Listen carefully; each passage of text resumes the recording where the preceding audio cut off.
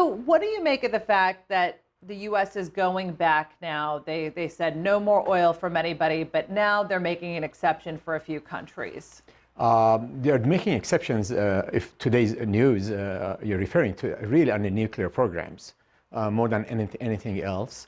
I think U.S. sees it in its national interest and its interest of the whole Western world to have that cooperation on the civilian nuclear facilities in Iran that they had signed some time ago.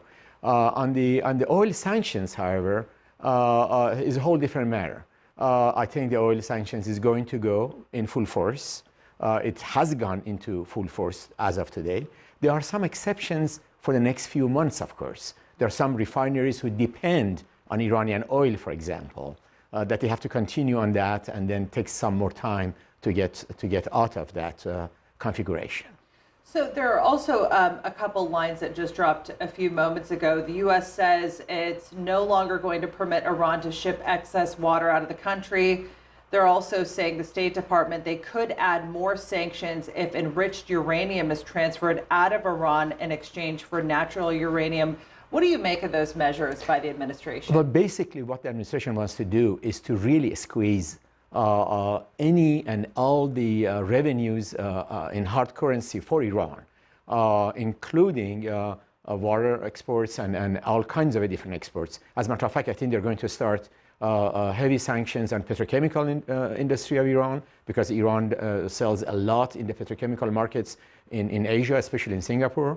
They're going to come hard on the consumers' goods that they do with Iraq and with especially Afghanistan, the two neighbors, and so they're coming really hard just on not just oil but on non-oil. Really worked in the past, though? Have they ever really worked on Iran? At least they brought them into the negotiating table during Obama's administration.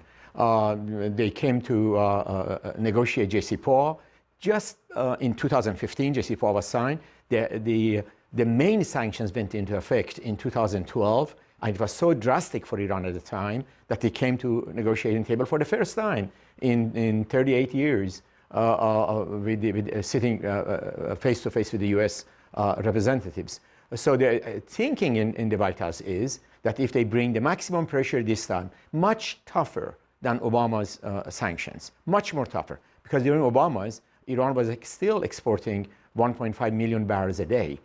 We expect the Iranian exports in the next few months, in the next couple of months, to get a big dip to under 400,000 barrels. So it's 1/3 of what they were doing, more than 1/3 of what they're doing, less than 1/3, I'm sorry, of what they're doing during Obama's sanction. So the idea is to pressure them so they can come to negotiating table, and this time it's not just nuclear, but other issues as well.